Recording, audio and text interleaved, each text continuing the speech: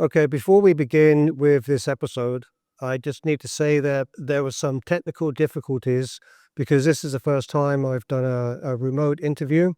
The next ones, of course, will be better because it's a learning curve. So it's not a perfect broadcast, but it's the best I could do for the first one ever. Okay, enjoy the show. In the last episode about DMT, I briefly touched on NDEs. And across different studies and cultures, near-death experiences tend to share a surprisingly consistent core. People talk about things like leaving the body, feeling like they're above the scene, watching doctors work on them, or looking down at their own body. Then there's a tunnel in the light, moving through darkness, or a tunnel toward an incredibly bright light that somehow doesn't hurt to look at. There's a sense of presence, meeting beings, relatives, or someone that feels loving, wise, or simply there, even if it never speaks. There's a life review, where seeing important moments from their life, sometimes all at once, sometimes as if they're reliving them from their own and other people's perspectives. And there's an overwhelming peace that people have spoke about feeling calm, safe, not afraid of death, even when their own body is in crisis. The choice or the boundary, reaching a point where they're told or somehow know you can't cross this, or it's not time yet, and they snap back into their body. Not everybody gets all of these things happening to them, and the details can be wrapped in whatever spiritually or cultural language they grew up with, but these motifs keep showing up. On the science side, there's a hypothesis that our own brain chemistry might help generate some of this. We know the mammalian brain can produce its own DMT. We call it endogenous DMT. In at least one animal study, when rats went into cardiac arrest, levels of DMT in the brain spiked right when the brain was shutting down. High-dose DMT sessions in humans often include fast transitions into other places, intense visuals, tunnels, light, and encounters with what feel like beings or other presences. Presences? I'm not sure how you say that, but anyway. Plus long-term changes in how people feel about death. So one model says, in a dying human brain with oxygen dropping, blood flow crashing, electrical activity going wild, you might also get a surge of your own DMT. This could be one ingredient in the NDE. The tunnel, the light, the sense of leaving the body, even meeting something that feels other. But we have to be honest, we haven't measured DMT spikes in dying human brains yet. We don't know if the levels, timing, or exact brain areas would match what we see in lab DMT trips. And NDEs also involve things DMT alone doesn't fully explain. The specific life review content, perception claims, and how coherent the experience can be when the brain is supposedly failing. So the honest position is endogenous DMT is a plausible part of the recipe, but probably not the whole thing. It might help the brain generate a vivid, structured, meaningful final experience, but whether that's just brain chemistry or also a doorway to something else is still an open question.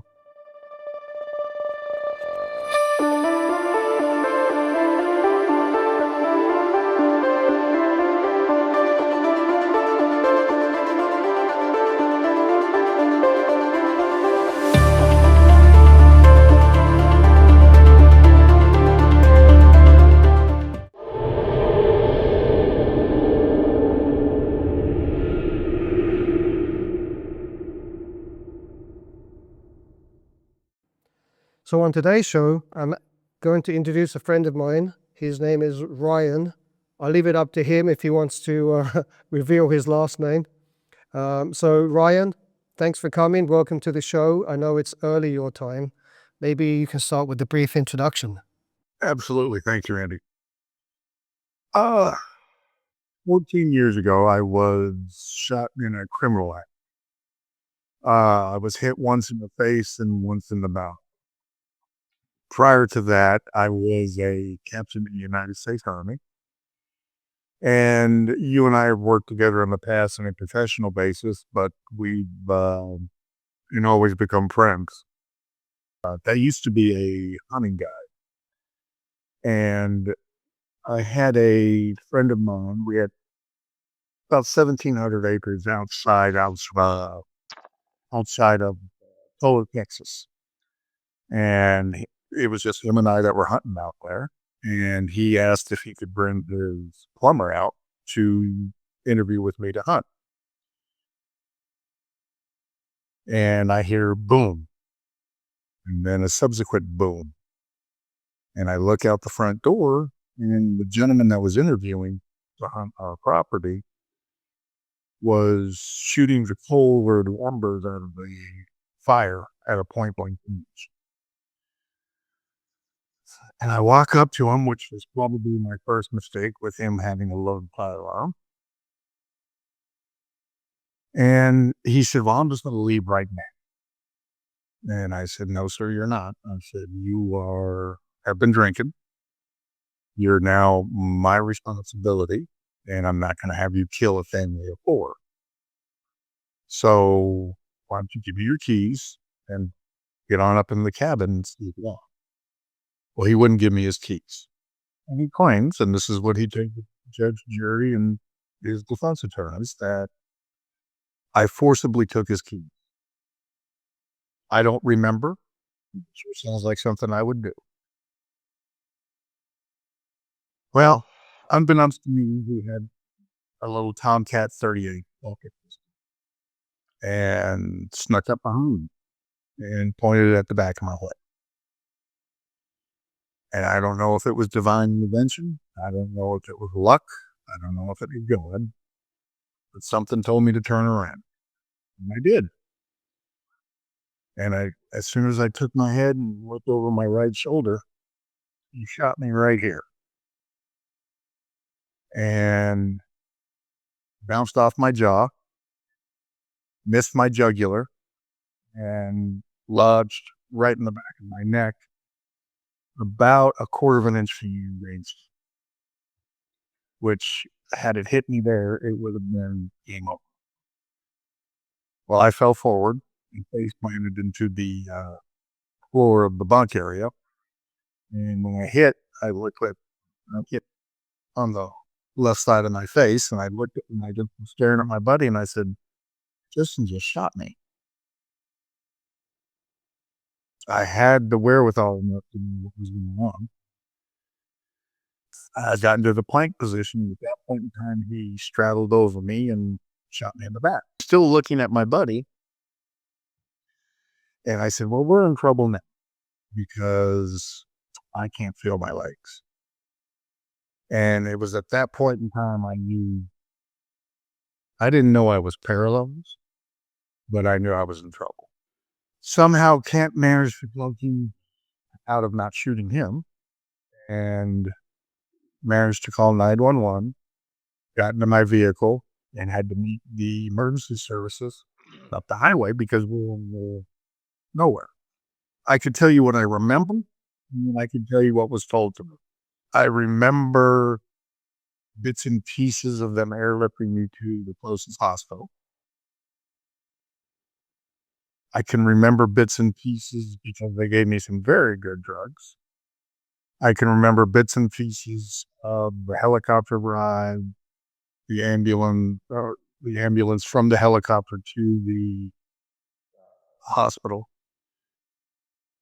But what stands out is apparently what they did is they stabilized me. And once they stabilized me and figured out where the blood was coming from the holes, they immediately put me into surgery to try to repair the damage. They didn't focus on my face as much because the doctor said that would have probably been an overnight stay, and then what they were focused on is what was going on in my back. But when backing up, apparently I died in the helicopter and they brought me back. That was the first time I died. Have zero recollection of it. I can only go based upon the pads, the burn mark I have in my chest from the pads, and secondhand accounts of what happened. I died when I got to the hospital and they brought me back. And then they were doing the surgery, and in the surgery they had a orthopedic doctor, they had a neurologist, they had several other medical professionals in there.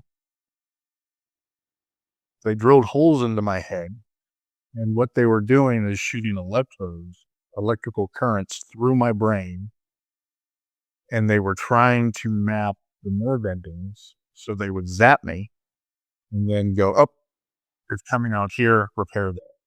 They'd zap me over here, it's coming over here, repair that. And they were trying to basically find a needle in the haystack and trying to at least salvage some type of feeling I might have from the waist down. But when I was in surgery and they kept me open, I was lucid, I was alert, and but I felt nothing. And I could hear the EKG going beep, beep. And then I heard the plot line. I heard the constant beep. And at that point in time, I heard the surgeon go, oh shit. And that's the last I remember of that instance. And feel free to stop me anytime you have any questions. So when you heard the flatline, were you conscious or were you dead already, so to speak, and that was your consciousness hearing it? Like, were you aware physically of the flatline sound? Oh, I heard it. But in your physical body, or like you were gone already? Don't know. It was the first time I've ever experienced that, so I have no reference in order to apply it to. Okay, so that's, I mean, the story's not over yet, but everything that we've heard so far is pretty profound. Well, and the oddest thing is when I heard the flat line, I went, well, boys, I guess this is where I check out. And I remember specifically avoid, peace, in 2 words, game over. That was something said to you? No, that was all my internal thoughts that I had. Wasn't scared. I have a question for you. So there's a scientific idea that when the body is close to dying, the heart stopping, oxygen dropping, the brain might dump a wave of its own chemicals, maybe even its own DMT. So that could help create this intense other place people describe in near-death experiences. So when you think about your own NDE, does it feel like something your brain could have generated under extreme stress? Or does it feel like you went somewhere or met something beyond your brain? I didn't see anything. I didn't see a light yet, but I did feel euphoria and extreme sense of peace. Did you have any sense of pain, or this is all just like brain chemistry at this point? No pain, no panic, no anxiety. It was just the fact. It was just game over. So you had pretty much accepted the checking out. Oh yeah. I mean, if I had waken up in a field of dandelions and marigolds, I would have said, okay, I know how I got here. Okay. So is it fair to say then that at this point, this is your first memory of your near-death experience? Because you didn't really remember anything in the ambulance. Well, there's more. And after the internal verbalization of game over, I don't know what this means. I hope it doesn't mean what I think it does, but I saw purple, red, black lava. The best analogy I can give you is I was surrounded by the 1960 lava lamp. Okay. But I wasn't seeing it. It was all-encompassing. So you were in it. Yeah, it was me. Not only was I in it, it was me. And so you're in this lava lamp, so to speak, and you felt euphoric and calm and peaceful. 100%. Do you have any recollection of any entities or beings or anything conscious with you? No, I was 100% alone. No beings, no guides, just a void, a lava void. But you are aware. 100%. But this is where it gets weird. I woke up. And if you've ever been in the hospital, you know that the bright light's right above you. And I woke up, opened my eyes, with that big fluorescent lamp right over me. And the first thing that came to my mind, am I supposed to go that way? Say with the light of the tunnel. Yeah, exactly. And then I tried to move. And of course, at this point in time, I still didn't realize I was paralyzed. But I tried to move my arms and they wouldn't move because they had strapped me down to the gurney because they had intubated me. And they don't want you to pull the hose out of your throat. And at that point, the ICU nurse or the ICU tech tapped me on the shoulder and goes, "Happy New Year." So did this happen at the end of a year, like New Year? I got shot December 28th, 2011. So I guess if you fast forward, it was either close to or on New Year's Eve that I woke up. So you've been out for a few days. Yes. So like comatose? I don't remember anything between the lava lamp and the Happy New Year. So they either kept me in a drug-induced coma or I was in a comatose state due to the trauma. And actually I remember you telling me before the trauma has affected your memory from before the event either, also, right?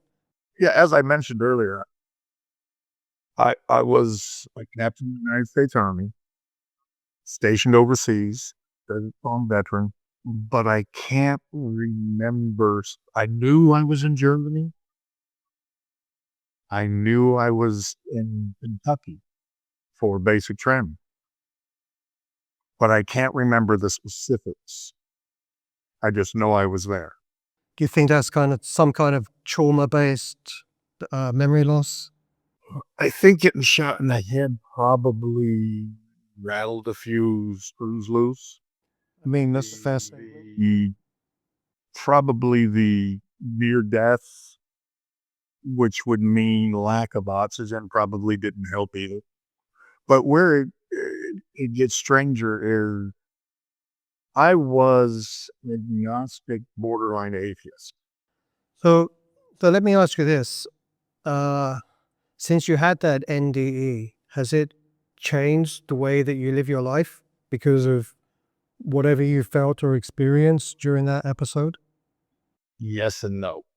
I still take things to the extreme because I'm of the opinion that I died 3 times. And I'm pretty sure the 4th one's going to stick. So I'm going to milk what I got left. But during the 3.5 months that I was stoned, confined to a bed, yeah, it's a dirty trick the universe played. And then my wife brought me, I love comic books. She brought me a comic book Bible. And because I was so bored, I wrote. And I wouldn't say me and God got everything together, but we understood each other a little more. And I started going to church. And I would go with my brother and his family. And Tommy Nelson of Denton Bible Church. I'm sitting in the audience and I hear him talking about how he just had to bury a friend of his, and his friend wasn't a believer in God. He was an atheist. He believes you just became fertilizer when you die. And he had been struggling with medical issues. And he said, Tommy, I died. And this is before, of course, he actually truly had. And Tommy, being the pastor that he is, says, explain that to me. What happened?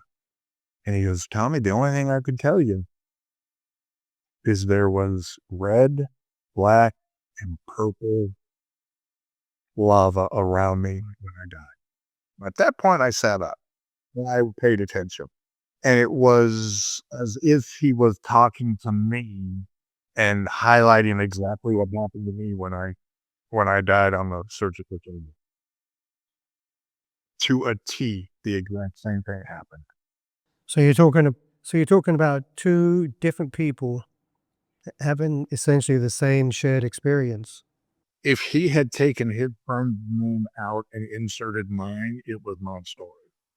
Which gives credence to the fact that maybe our body was dump a vast amount of some internal chemical, and it's instinct that it happened. Yeah, I've been doing some research on the DMT because I put a show out yesterday about it, and I've got some follow-up shows to come. The interesting thing about it is the science is quite new, right? It's quite unknown. Yeah, at least from an academic perspective. I mean, people know what they know, right? What they've experienced. But as far as academically, as far as what's documented and experiments, we don't know too much about it. Well, so I've always heard that theory that the dying process, if you come back from it, it's just a massive chemical release from your brain. It makes sense. Anger is a chemical reaction. Love is a chemical reaction. Shock, when your body goes into shock, is a chemical reaction. It would make sense that your body has some type of defense in it that says, ooh, this is it, let's release, this is the capstone. So you're saying that what people experience in the near-death experience might just be some kind of safety mechanism or coping mechanism in our brain? Like, hey, you're dying, let's try to make it not so horrible for you? Yeah. You're in a very horrible situation, let's make it as pleasant as possible. It's like going to the local bar. You had a tough day, going for a drink, same kind of thing. I'm dying, my brain's going to make it not so bad. Yeah, and once you go to the bar to drink off a bad day, chemical reaction. Mine's not as woo-woo and as angelic as the others I've heard. But the fact that two people shared the exact same experience tells me there's something there. Yeah, and that's one of the things that I found in my research about the DMTs, with the laser beams and seeing alien code, that these are people who have nothing in common. They don't even know each other, but yet they have some shared experiences when on DMT, looking at some stimuli, some kind of stimuli, light stimuli, like a laser. They have shared experiences. And if you listen to or read to other people's NDEs, they all kind of share some similar story. But that's what I was going to ask you is, and the people that because I'm sure you're in online support groups, or you help people that have had things like this happen to you. Have they talked about their NDEs to you or opened up about things like that? And are there similarities in what you've heard? Truth be told, this is the first time I've really talked about this. I more mentor people as far as the new recruits for the spinal cord injuries. But from what I had listened to, and that's why I use the term woo-woo, I think a lot of the NDEs that I've heard of is a conditioning issue where they either didn't really have an NDE or they did, and nurture versus nature, what they think should happen, actually they materialized, and it did happen, if that makes sense. Yeah, makes sense. And I'm not saying mine is right, and I'm not saying theirs is right. I'm just saying mine, I thought mine was unique to me until it wasn't. I mean, that gives you some things to think about, right? I mean, if you and some other person had the same experience, surely there must be other people having that same experience. But I wonder if the things that you've done in your life shape that experience when it's your turn, or you just have no control over it. There's really only one way to find out. Well, eventually we'll all know the truth, right? Yeah, but we won't be able to tell them.